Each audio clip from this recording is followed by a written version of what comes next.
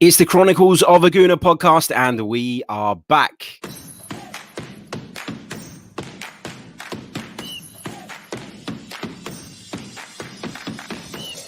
You're listening to the Chronicles of a Gooner, the Arsenal podcast.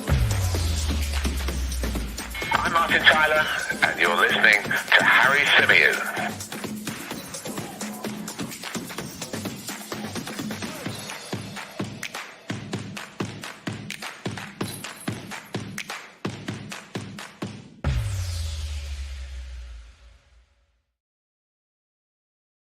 Hello and welcome back to the Chronicles of a Gooner, the Arsenal podcast, brought to you by 90 Min. As always, I'm your host, Harry Symeou, and on this edition, we're going to be discussing Arsenal's rumoured approach to Wolverhampton Wanderers for Ruben Neves, the news that Buendia looks set to join Aston Villa, and we're going to be bringing you a bit of an announcement with regards to our Euro 2020 coverage. So lots and lots to get through on this edition of the podcast. Big hello to every single one of you who's currently watching us live. Big hello to those of you who will be watching or listening to this back as well. I know that you guys come to the shows in your thousands, so always great to interact with you guys. And even if it's not live, I love to hear from you. So make sure if you have got something to say and you are watching this back on replay or listening to it via any of the audio platforms, that you do get involved in the comments section and let me know your thoughts on the subjects that we are discussing. Let's kind of dive straight into it, and let's start with the Buendia stuff, because I think, you know, the Buendia stuff for me has been massively overblown. It's become almost something to poke fun at the club about. It's become something for people to get like really irate about, and I don't really understand why, if I'm completely honest. Now, if you cast your minds back to a couple of days ago when we heard that Arsenal had made an official approach for Buendia, I sat here in this very chair in front of this very microphone and said that I wasn't sure about the Buendia signing, if of course it was going to happen. I wasn't sure if Buendia was worth the money that we were going to have to stump up to bring him to the Emirates Stadium. And my main concern for that was because, in my opinion, he hasn't proved himself at Premier League level. He hasn't proved himself at top flight level. And a lot of people sort of came back to me and said, well, you know, in that first season, when he played in the Premier, or that one season he played in the Premier League with Norwich, he created the second or third most chances in the division, or some ridiculous stat like that. You know, yeah, that's all well and good, but sometimes it's not just about stats. Did Buendia in that first or only season in which he played Premier League football pass the eye test? And for me, I have to say, I don't really think he did. He looked like a decent enough player. He looked like a talented enough player. And if Arsenal were supposedly in the mix for this guy for around about 15 to 20 million pounds, I think I would have had a completely different view on it. I think I would have looked at him and gone, he fits into that category of signing that I've been bleating on about for weeks now, of a player who you're not going to break the bank for, but maybe has the ability to go on and become something special and bring you a return on the investment, and also bring you the option, if you want to, down the line, to sell him for bigger money. But at in excess of 30 million pounds, and we hear now that Aston Villa are looking to pay around 33 million pounds for Buendia, I think that was a little bit too much of a gamble. That's my opinion. And I got absolutely slaughtered for having that opinion all over social media. I woke up the next day to a load of DMs from people having a go at me, telling me that I'm a football snob, and then listing players that had come, you know, from the Championship and performed in the Premier League in years gone by, which in my opinion is neither here nor there, because for every player that's come up from a lower division and been good, there have been players who have come up from the lower divisions and struggled. There have been players who've come from abroad and struggled. Every transfer has an element of risk about it. You could sign Lionel Messi and he might pick up an injury tomorrow. You know, there is an element of risk in every single transfer in football. It's the nature of the beast. But at a time when Arsenal, in my opinion, have to be incredibly careful with money, have to be incredibly careful that they make the right moves, have no European football going into next season. We know that the Cronkies are not going to open the checkbook and say, here you go, Mikel, go and do what you want. We know that this is going to be a really difficult summer for Arsenal Football Club. So when I weighed all of that up in my head and I thought about it logically and you know, putting the hype of it all to one side, the conclusion I came to was that Emi Buendia, in my personal opinion, posed too much of a risk at that price. Then we heard on Saturday that Arsenal had reached an agreement with Norwich. That was going around in the morning, early afternoon. Arsenal had reached an agreement with Norwich City. Arsenal were closing in on signing Emi Buendia, a player who we've been linked with for probably about a year now, on and off. That was the rumour that was doing the rounds. And then later in the afternoon, it was broken that Aston Villa had accelerated beyond Arsenal in the race for Emi Buendia. Now, let me make this absolutely clear, because a lot of Arsenal fans don't seem to get this, and it's driving me crazy. Emi Buendia is not coming to Arsenal because Arsenal don't want him as much as Aston Villa want him.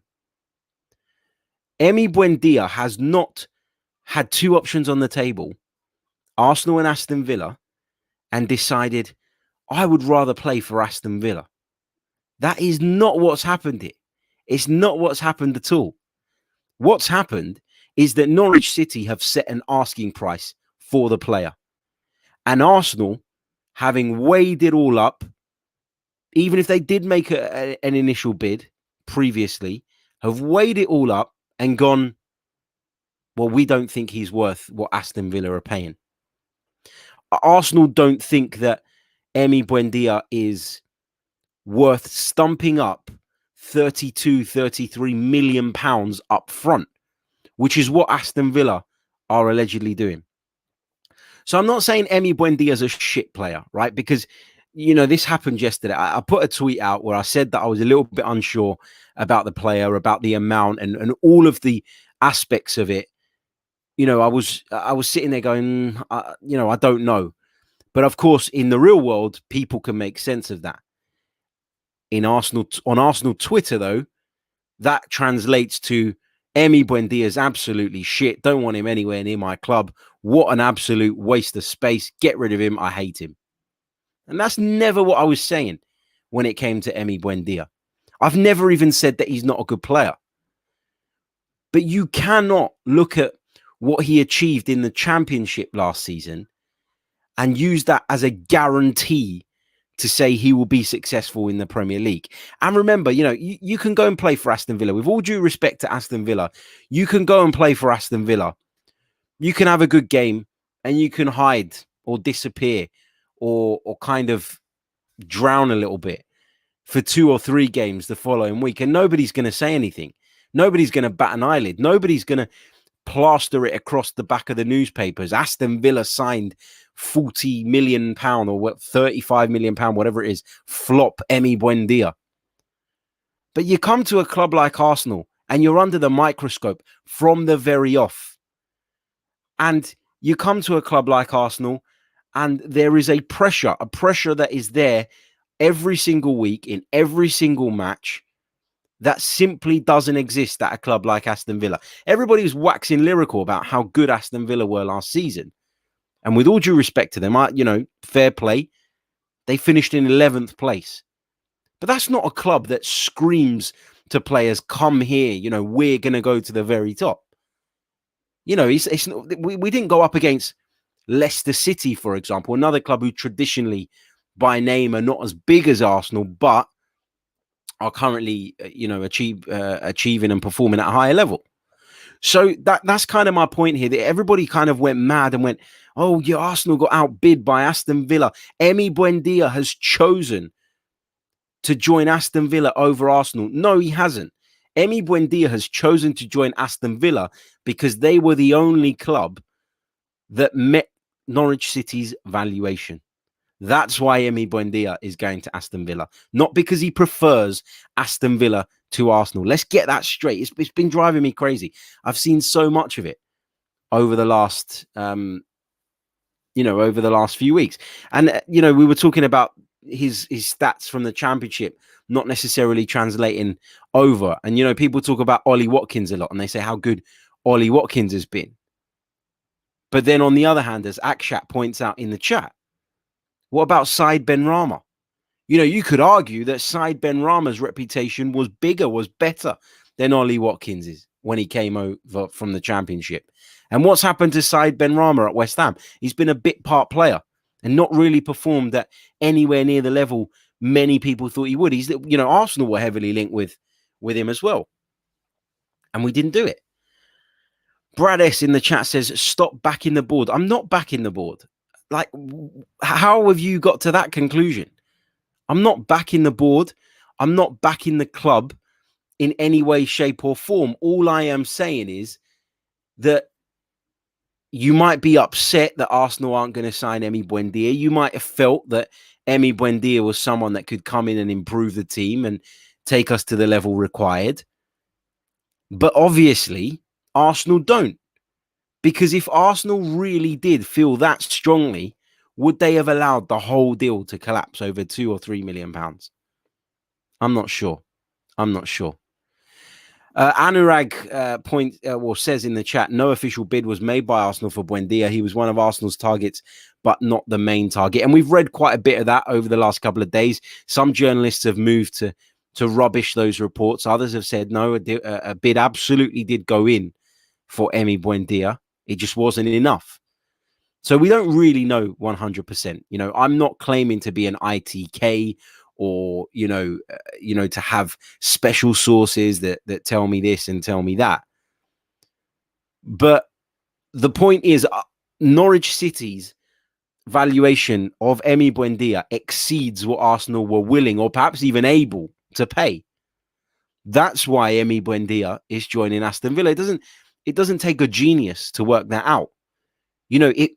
Arsenal or Villa would only be free officially to talk terms with the player. I know these things happen beforehand and they happen behind the scenes and they really shouldn't, but they do.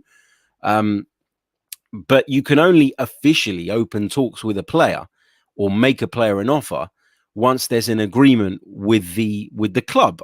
As I say, I know it happens in other ways and it shouldn't really, but we know it does. The point is that Villa are free to negotiate with Emi Buendia because Villa met Norwich City's asking price. Arsenal didn't. Maybe Arsenal did, but maybe with staggered payments. I don't know. But the point is, Villa were willing to put all that money on the table from the off to get that done. So Villa obviously want Emi Buendia more than Arsenal do. Listen, Emi Buendia might come to the Premier League and do well at Aston Villa, right? And, and I'll stress the point again, I'm not saying he's a bad player, but Arsenal clearly don't see him as someone who is worth laying down 33 million pounds on the table for up front. And that's the bottom line of it all. That is the bottom line. That's just the way it is. I really don't understand why this, bear in mind, right? It's only the 6th of June. It's the 6th of June. And we've got Arsenal fans throwing their toys out of the pram on Twitter. We've got Arsenal fans saying that they don't want to go and watch the team anymore, saying that they're completely disillusioned, completely frustrated, that this has been a disgrace of a transfer window. The transfer window is not even officially open yet. It's not even officially open yet. It opens on June 9th. It's not even open yet. And people are already going absolutely bonkers about the fact that Arsenal are not going to sign Emi Buendia. And listen, RD Holyfield makes a really good point. He says Grealish is off. That's why Villa are desperate to tie down the Buendia deal.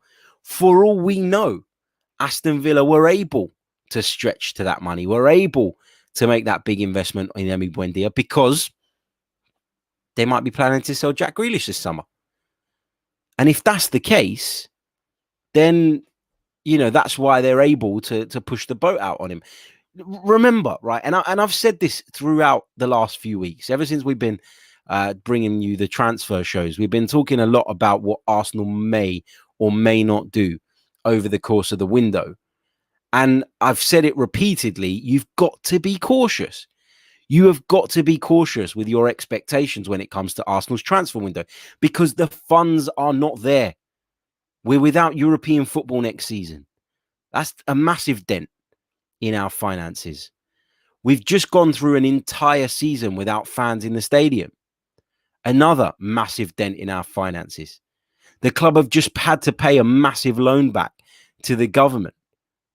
The club obviously needed money, otherwise they wouldn't have bloody taken that loan in the first place. So why are people sitting there on June 6th, 2021, after all of that I've just said, and expecting Arsenal to go out and sign 4 or 5 40 million pound players?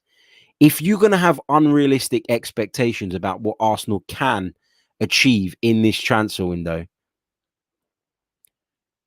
you're going to be disappointed. Temper those expectations, not accepting mediocrity. It's being realistic. People throw that all the time. It's accepting mediocrity. It's not. It's being realistic about the situation. Nobody's accepting of Arsenal being in mid-table. Nobody's accepting of how last season went. Nobody's accepting of the fact that, nobody wants, I should say, to see Arsenal sign shit players. But the reality is the reality. And that is, of course, that Arsenal financially are in a bit of a difficult spot at the moment, like many clubs are. So don't expect this to be this record-breaking transfer window because it's simply not going to be the case. Let's go over to the live chat and see what some of you guys are saying. Ekene says, Harry, you've started your strategy of taking the piss out of fans as we are all stupid. I've not said that anyone's stupid. And if your opinion, as I said earlier on in the show, I literally said the words, if that's your opinion that Emi Buendia was going to be that transformative player, then fair enough. All I'm saying is don't lose your shit about stuff that hasn't happened.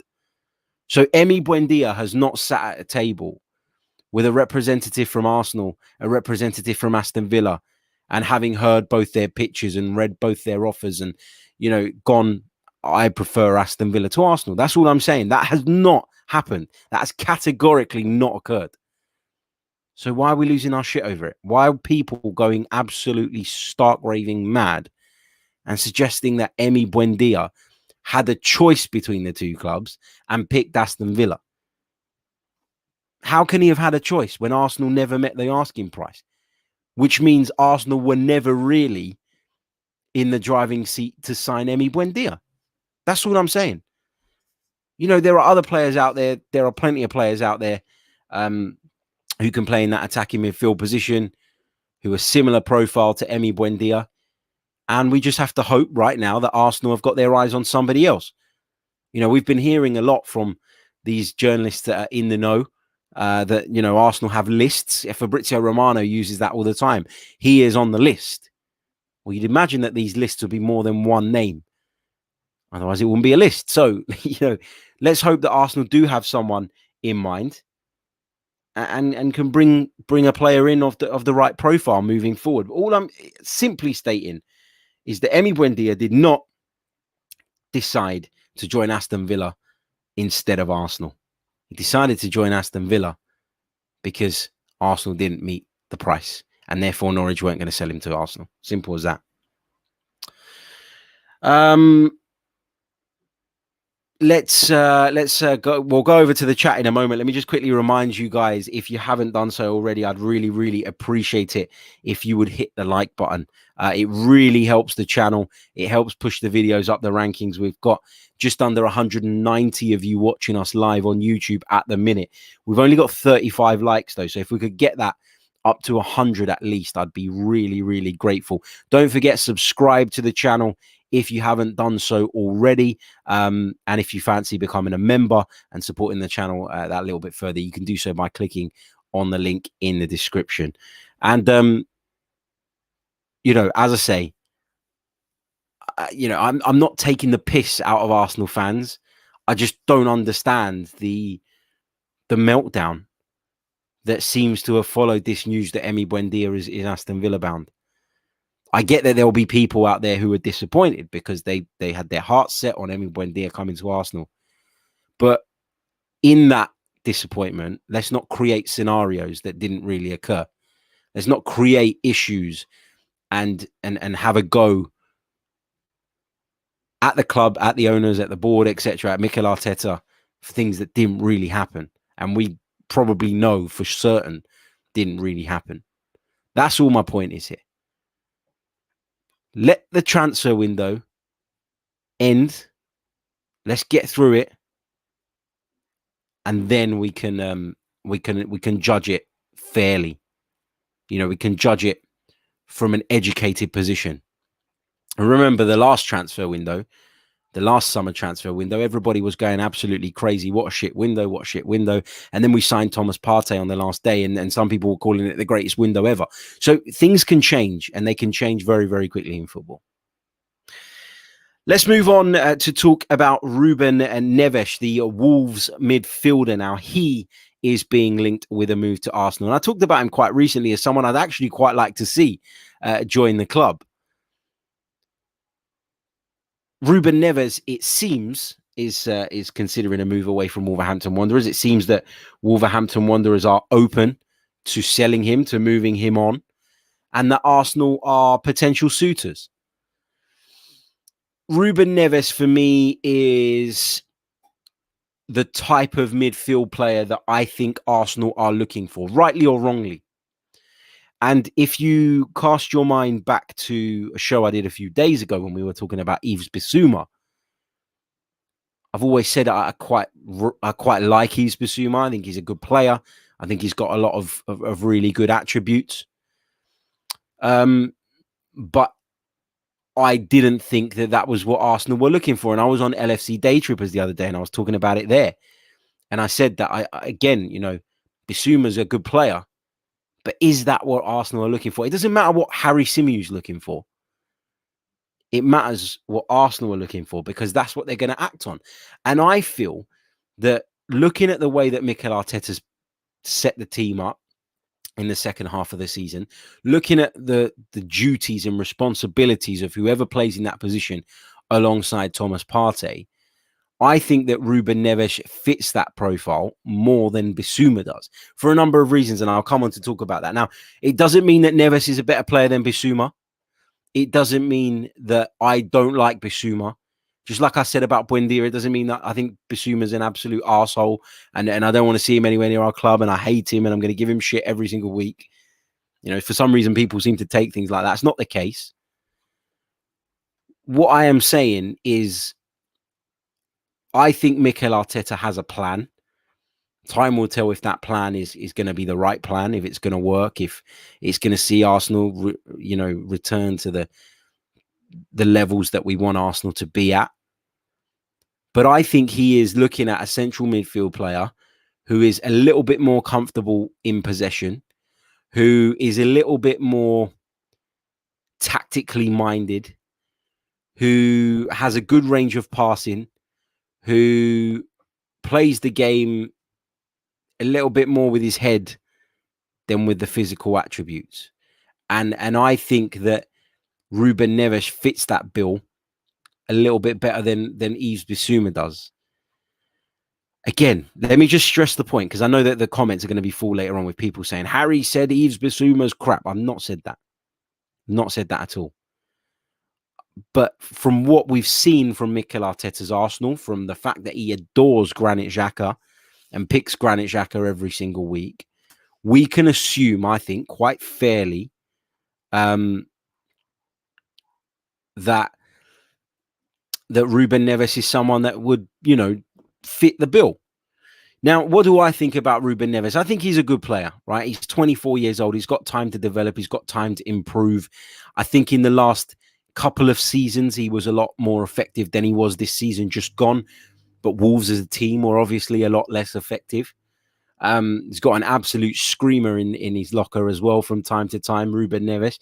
And I think that I'd be relatively happy with that signing if it was to happen. We're talking about, 35 million pounds is the price being banded about. But we've got 2 seasons of Ruben Neves playing very well in the Premier League to back up the case that he is less of a gamble than some of the other alternatives, than some of the other players that we've been linked with this summer. And that's why I feel like, Arsenal are probably looking at this guy. Everybody talks about Premier League proven. We need Premier League proven players. Well, Ruben Neves is a Premier League proven player because, as I say, the season just gone, he wasn't particularly good. But in the couple of seasons prior to that, I thought it was exceptional. I thought Wolves as a team were exceptional, and he played a massive part in that. So, yeah. Let's see how that pans out. We understand, or the Athletic are reporting, of course, that Arsenal have made an approach. They are testing the waters with regards to Ruben Neves. And I just find it strange because, so many Arsenal fans have been incredibly critical of Granit Xhaka in recent seasons. And now, when it comes to maybe replacing him, there's rumors that Granit Xhaka may leave as well. There are people out there who are saying, well, Ruben Neves is not any better than Granit Xhaka. But hold on a minute. 10 minutes ago, Granit Xhaka was the worst midfield player since sliced bread. He was terrible. He's the reason for all our issues. He's I don't know. I don't know. I just find it strange now that everybody's up in arms talking about Ruben Neves not being good enough and not being an upgrade on Xhaka when, a few days ago, people were talking about how bad Granit Xhaka is, how much of an issue he is, how desperate we should be to try and move him on. I just think that the narrative, the two just don't match up. Let's go over to the live chat. Let's get your thoughts and get your questions in as well. And I'll pick up as many of those as I possibly can. I'll just give you guys a couple of minutes to get those questions in. Make sure you put a Q at the start, and I'll pick out a few comments and a few questions, and we'll get into all of that.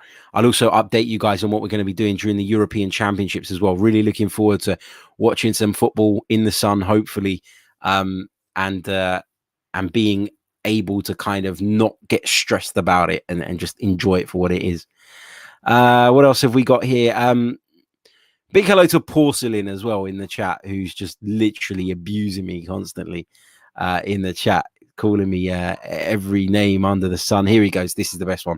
Harry, you're maybe the most misinformed and moronic football YouTuber on the entire platform. Thank you very much, sir, for your kind words. But if I'm that misinformed and that moronic, the fact that you're spending your Sunday night watching me probably says a bit more about you than it does me. We might have different opinions. Some of our most regular listeners and viewers have different opinions to me, and that's absolutely fine. But that's what I do on this podcast. I give my opinions and my views, and some people will agree with them. Some people would disagree with them, but are sensible enough and mature enough and adult enough, actually, to be able to disagree and still interact respectfully. But you're a bit of a twat, so we'll carry on anyway. Right, let's get some of your comments and your thoughts. Here we go.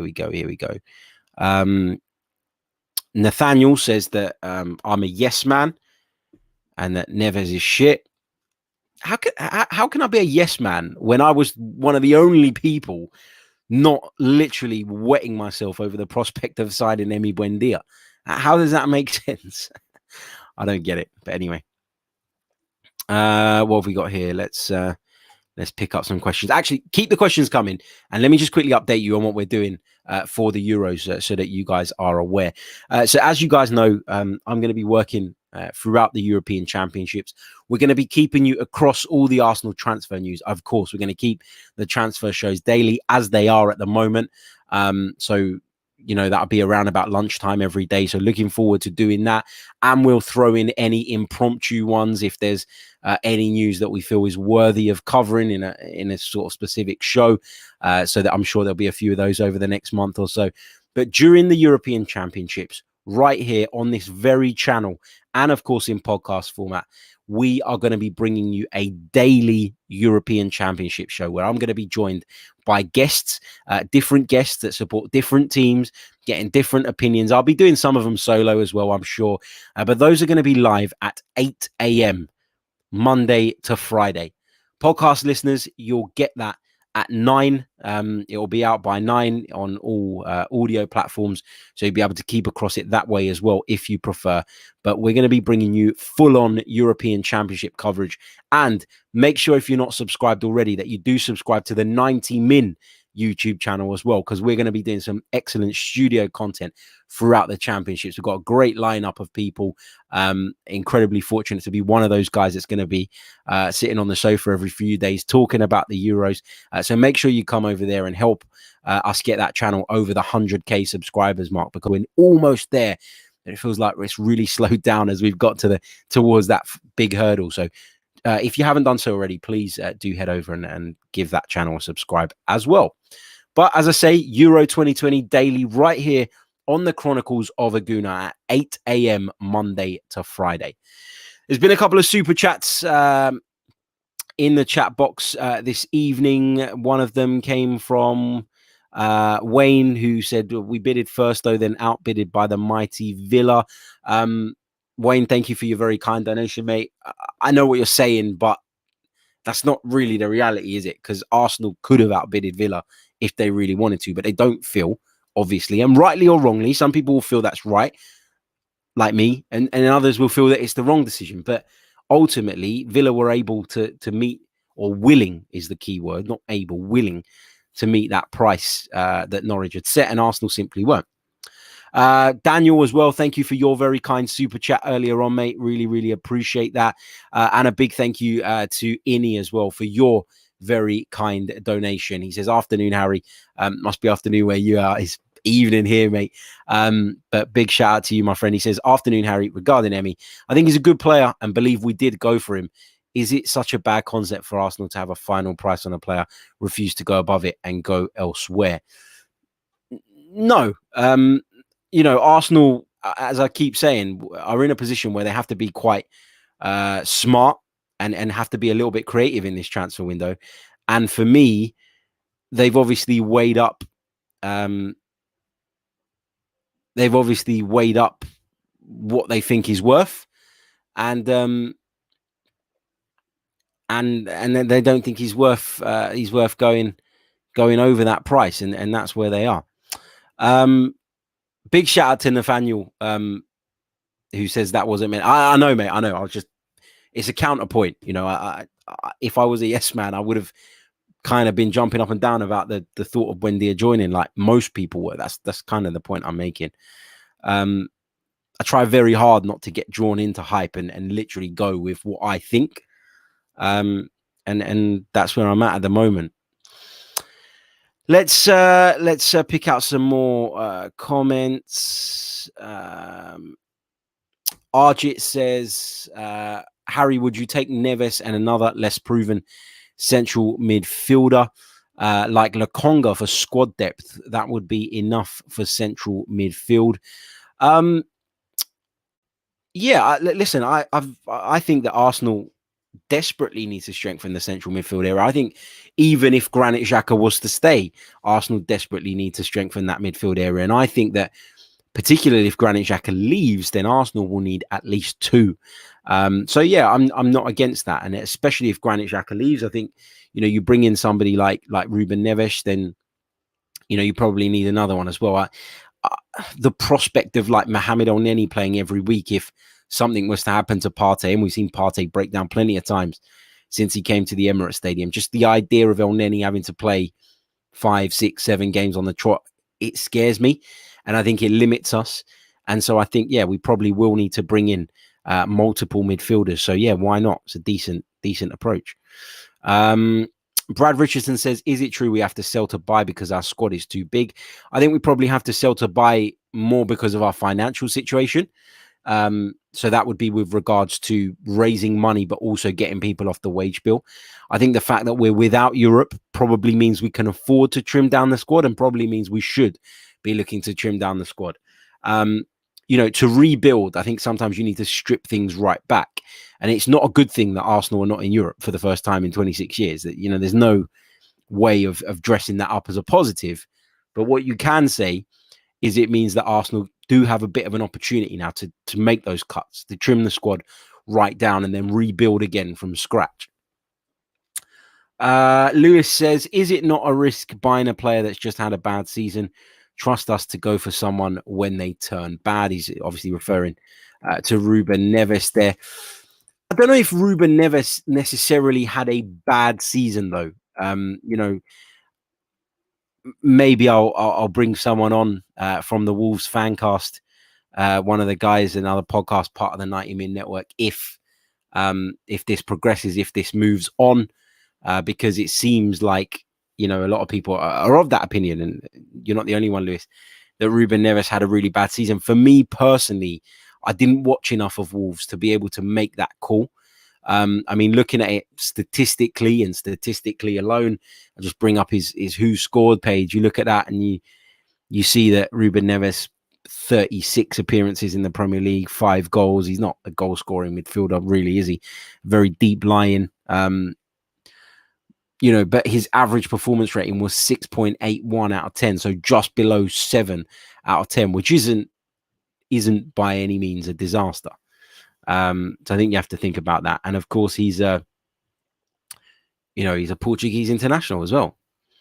What else have we got? Kim B disagrees and says, going back to that Buendia thing, which I think it's proven to be, the big talking point. It says that isn't the point, though. If Buendia was our second choice after Odegaard, then we have relinquished the player to Aston Villa. How is that not anything but a lack of ambition? I disagree, Harry. We've not really relinquished the player to Aston Villa, though, because if we thought if there weren't other options, if there weren't other players in Arsenal's sights, if Arsenal really felt that he was a game changer, then I think they would have paid it. But the fact that they didn't want to pay it, hopefully at least, suggests that they weren't, as on board as everybody made them out to be, and that they do have alternative options and they are looking at other players. Big shout out to Feradoon as well in the chat box. And listen, if I've missed some of your comments, I do apologize. There's so many coming through constantly that the chat box completely constantly updates at my end. So I do miss comments. So feel free to drop them in. Again, if I have missed them. Luke says, do you think Arsenal are looking at Joe Willock to come back? As to why we didn't sign him, he's done well at Newcastle. I think Joe Willock will come back. I think Joe Willock probably will come back because I don't think anybody's going to stump up what Arsenal value him at this summer. I do think that Joe Willock is one of a number of players that Arsenal would be happy to keep, but if the right money was there, they would consider it. And that's because of the financial situation that Arsenal are in and the need to raise money as they look to, to try and rebuild this squad. Let's see what else we've got here in the chat box. Apologies, I keep sort of scratching my nose. Hay fever's bugging me, and it's like my nose is like getting a bit itchy. Weird, isn't it? I know. And you probably didn't need to know that, but anyway. Let's see what else we've got here. Kartik Joshi says, Neves is the kind of player we need who can collect the ball from deep and spray passes. He's less likely to lose the ball as he's a bit quicker with his reflexes than Xhaka. What else have we got? Big hello to Truth Be Told, who says, keep up the good work. Chase says that Neves is only 24 years old. He didn't have a terrible season, but he was better in years prior. He's definitely worth it. Yeah, that's kind of how I feel as well. Omar says, does Arsenal choosing not to sign Buendia mean they have something up their sleeve? Well, you'd hope so, wouldn't you? But of course, with Arsenal, you never bloody know. And you can't hand on your heart say that Arsenal will have planned this transfer window incredibly well. But, as fans, it's very easy to kind of get carried away. It's very easy as fans to say, well, just spend that extra £5-6 million, whatever it is, and just get the deal done. It's penny pinching. But as I keep saying, Arsenal will have worked out a strategy. Whether they're able to pull that off remains to be seen. But they've got limits. And it seems that Norwich wanted to push Arsenal beyond their limit to get Emi Buendia, and Arsenal weren't willing to do that. So it is what it is, and we move forward. All I'm saying about the whole thing, and just to kind of summarize before we lock off the stream, and while I do that, actually, let me know in the chat box where you're listening from, and I'll give you guys a shout out as we wrap up the show. But just to kind of summarize where I am on the Emi Buendia thing, he isn't so proven that I'm going to lose my shit that Arsenal haven't signed him. He might go on to be a good player, but he hasn't done enough in previous Premier League campaigns, or the one Premier League campaign he had, which he did okay. He created chances. Everybody keeps bringing up that stat. We only contributed 1 goal. So, I'm not going to go absolutely mad about it. Arsenal had a price that they were willing to go up to for Emi Buendia, and Norwich City's asking price exceeded that. That's as far as it goes. If Arsenal really felt that Emi Buendia was going to be this game changer that everybody says, then I think, and they might be proven wrong, but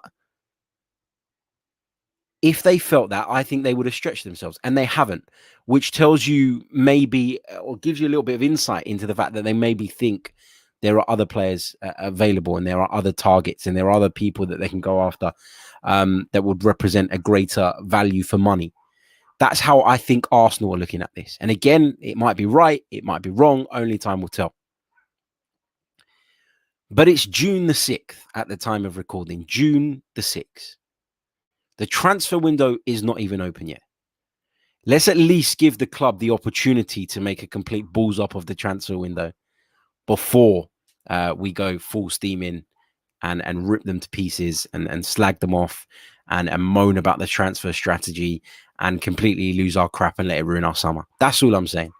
Let's see how it pans out. There are going to be a lot of these reports over the next sort of few weeks and coming months. We're going to be linked with everybody and their wives, because that is what happens in transfer silly season. So take things with a pinch of salt. Look at things logically. Detach the emotion. Think about the situation that the club are in financially, and be rational about it. That's all I'm saying. And then you will be able to better temper your expectations, and then you won't be disappointed. That's how I've learned to get. It's my coping mechanism for Arsenal over the last few years. I want as much as anybody, if not more than most, for Arsenal to return to the pinnacle of football and get back to where we belong. But we're not there right now. And so we can't be expecting to shop in the same places as City, as Chelsea, as Man United even, because we're not at that level. If there was any doubt about Emi Buendia, and I had doubt, then spending that kind of money wouldn't have been the right move. And perhaps, reading between the lines, we can say that Arsenal had some doubt here. Emi Buendia did not choose Aston Villa over Arsenal. Emi Buendia chose Aston Villa because Arsenal didn't meet his asking price. And that's the reality. Right, let's go over to the live chat box and give you guys some shout outs on the way out. Big hello to Ansgar, who's joining us from Würzburg in Germany. Big hello to Omar. Kim's listening from the Arsenal boardroom, apparently. Big hello to Josh in London. We've got Lamin in Gambia. We've got Luke in Rochester in Kent. He says, great show as always. Thank you very much, mate. Appreciate you tuning in. Big hello to Kelvin in the Democratic Republic of Congo. We've got Matt, as always, from South London. How you doing, Matt? What else have we got here in terms of locations? We've got Essex. We've got London. Big hello to Taib as well. We've got another Essex. We've got North Yorkshire. Brad, hope you're well, mate. Big hello to Wilson as well. Let's see what else we've got. There's loads. Inter says I'm deluded. Cheers, mate. Hope you're well. What else have we got here in terms of locations? Here we go. There's another nice one from Rudy. You effing idiot. Cheers, mate. Hope you're good. Love to the family. Motathir says Cardiff. We've got Dyer from London. Jonathan's in Irvine, California. Nozaza's in Colombia. We've got Chef in South Africa. We've got West Sussex, Norway. We've got Larona Chalegboa joining us from Botswana. Hope you're well, my friend. Love to everybody out there in Botswana. Big hello to Dennis in Kenya, to A Skywalker in the Netherlands. We'll pick out a couple more. We've got Psycho Vibes from St. Lucia. And yeah, thank you. Thank you to every single one of you for tuning in. Thank you to those of you watching us in India as well. I can see there's a few of you joining us from India, Dubai as well. Dabadaki, sorry, I missed this. He's watching us from LA. My apologies. As I say, listen, the chat box updates so quickly on my screen. And to try and make your points, think about what you want to say. Try and keep it flowing and try and kind of keep the direction of the show going in the right way whilst reading the comments and trying to react to the comments is quite difficult. So I do apologize if I have missed any comments, and thank you. Oh, let's quickly check in where we're at on the likes count. We want to get as many of those as we possibly can between now and the end of the show. Make sure you are subscribed to the channel if you are new. We've only got 76 likes, guys. Come on, let's get it over the 100 mark. By the time the outro plays, there's over 200 of you watching at the moment. So there's no excuse for us not to achieve that. Big hello to Paul Nell, to the Arsenal granny, and to everybody else in the live chat. I'll be back tomorrow with some more Arsenal content. Until then, take care of yourselves and stay safe. Ciao.